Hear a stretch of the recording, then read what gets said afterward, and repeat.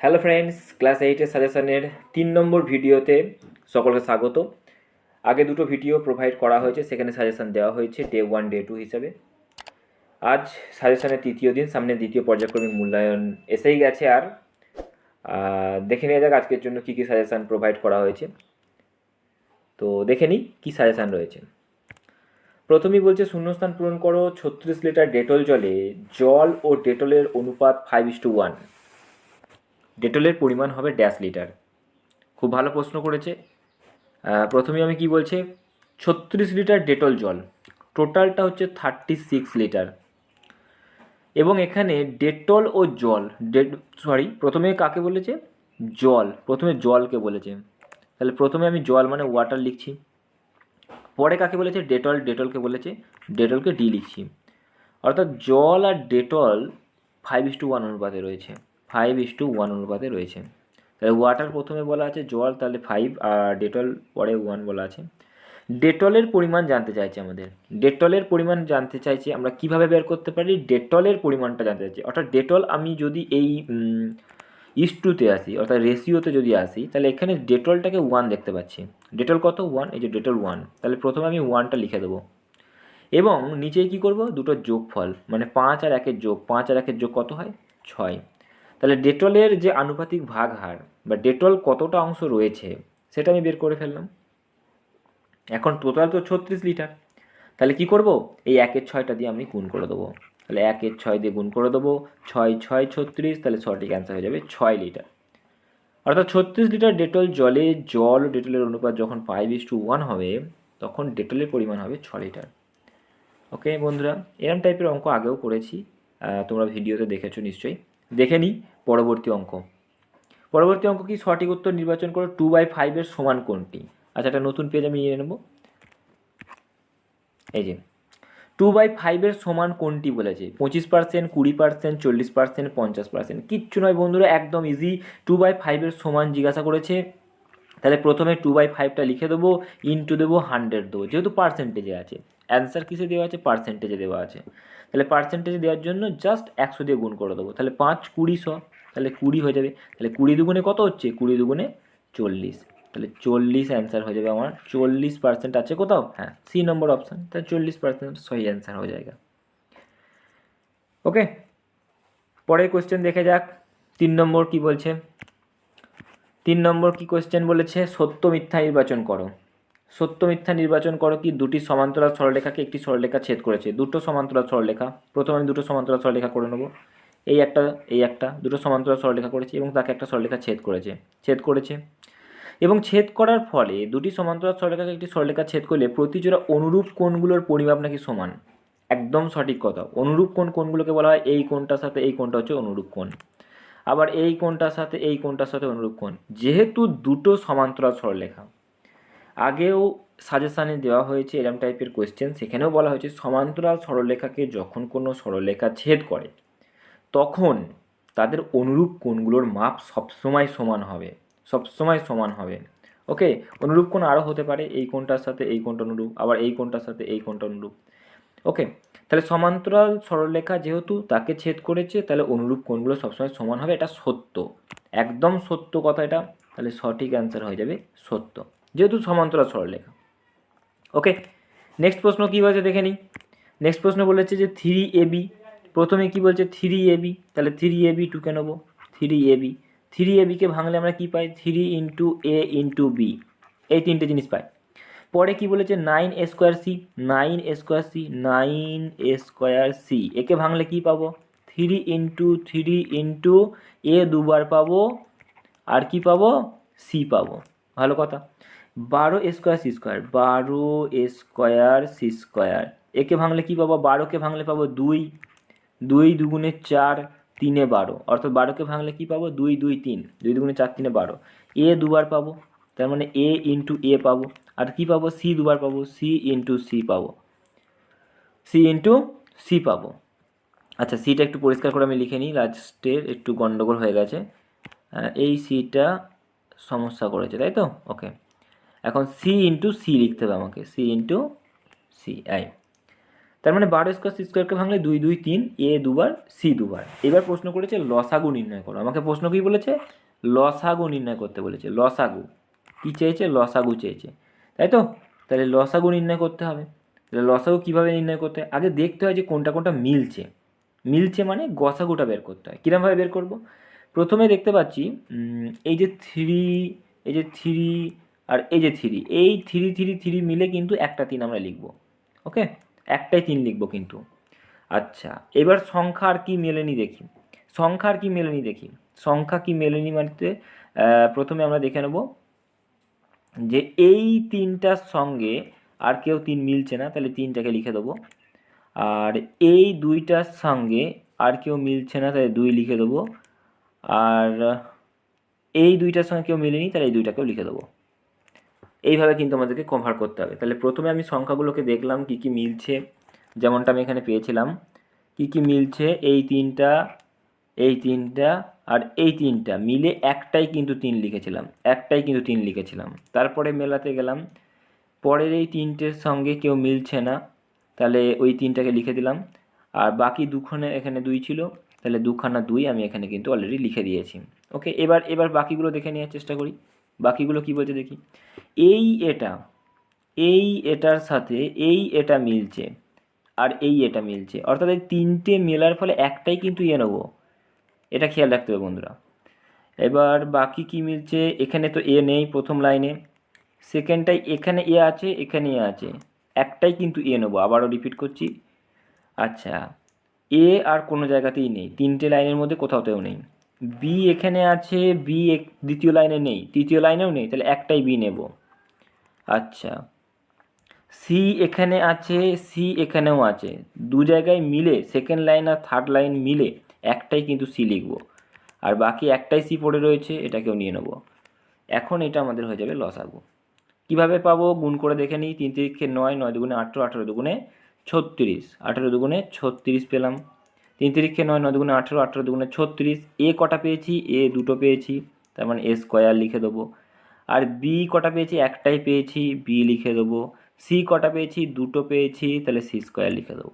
তাহলে সঠিক অ্যান্সার হয়ে যাবে 36 স্কোয়ার বিসি। 36 স্কোয়ার বিসি হচ্ছে আমাদের গসাগু।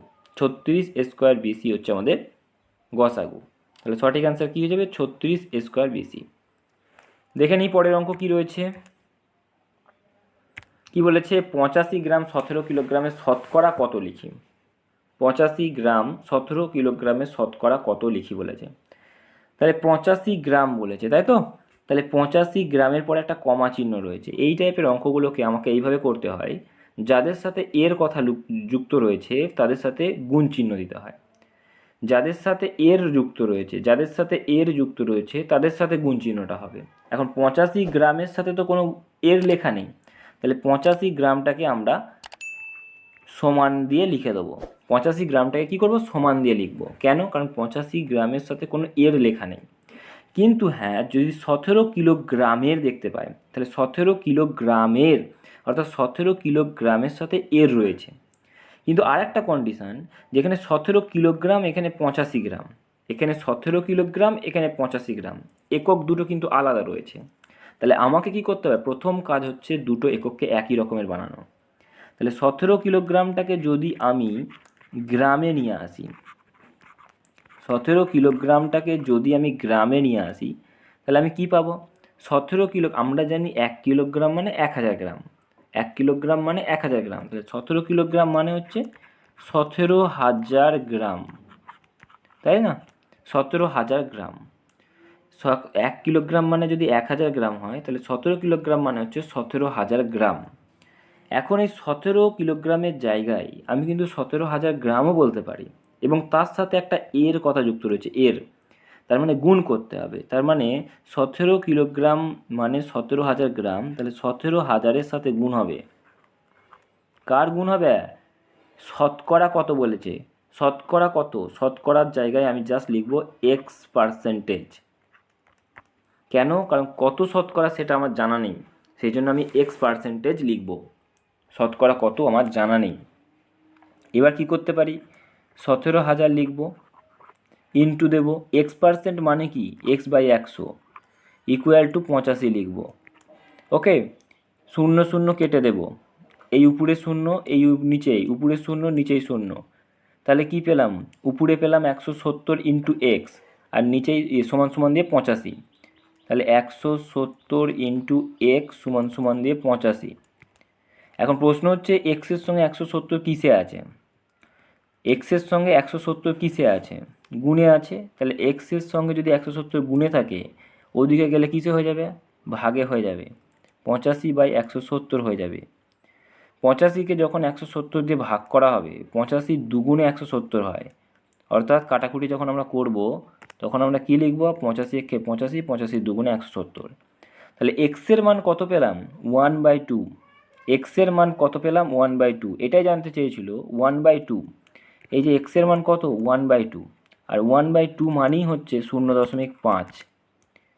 ওকে, 1/2 মানেই তো হাফ, হাফ মানেই তো 0.5, তাহলে অ্যান্সার হয়ে যাবে এটা 0.5%, 0.5%। ওকে, এরম বইয়ে অঙ্ক আছে, একদম সুন্দরভাবে ডিটেলসে দেওয়া আছে, বইয়ে এই অঙ্কটা রয়েছে, যা অঙ্ক সিলেবাসের অন্তর্গত রয়েছে, যা সাজেশন আসছে সবই বইয়ের অন্তর্গত। ওকে, পরবর্তী অঙ্ক দেখে নেব।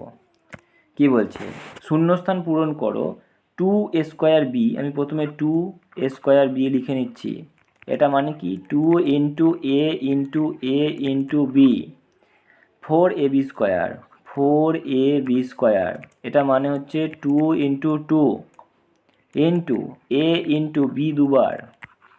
হ্যাঁ, এটার গসাগু জানতে চাইছে, গসাগু বার করতে বলেছে। গসাগু মানে কি, যেগুলো মিলবে, দেখি কোনটা মিলছে, কোনটা মিলছে দেখি, এই 2-এর সঙ্গে এই 2 মিলছে, একবারই লিখবো। এখানে 2 আছে দ্বিতীয় লাইনে, প্রথম লাইনে নেই, নিব না কো, তাহলে পরের লাইন প্রথম, এটা যেটা মিলবে সেটাই গসাগু। এখানে এ আছে, এখানেও এ আছে, তাহলে এ নেবো। আচ্ছা, এখানে এ আছে প্রথম লাইনে, সেকেন্ড লাইনে এ নেই, লিখবো না। প্রথম লাইনে বি আছে, পরের লাইনে বি আছে, নেব। বাকি আর কেউ মিলছে না কিন্তু, অর্থাৎ দুটো লাইনই থাকবে, এমনটাই হচ্ছে গসাগু। বাকি আর কেউ মিলছে না, তাহলে সঠিক অ্যান্সার হয়ে যাবে 2ab। তাহলে 2ab রাইট অ্যান্সার হয়ে যাবে, এটার 2-এর অ্যান্সার হয়ে যাবে 2ab। ওকে, পরবর্তী অঙ্ক কি বলছে দেখি। পরবর্তী অঙ্ক একটা ছবি দিয়েছে, খুব ভালো কোয়েশ্চেন করেছে, ছবি দিয়েছে, ছবিটা আমি এখানে এঁকে নেওয়ার চেষ্টা করছি। এই যে দুটো দাগ সরলরেখা আছে, আবার মাঝখান দিয়ে এরমভাবে এরম করা আছে।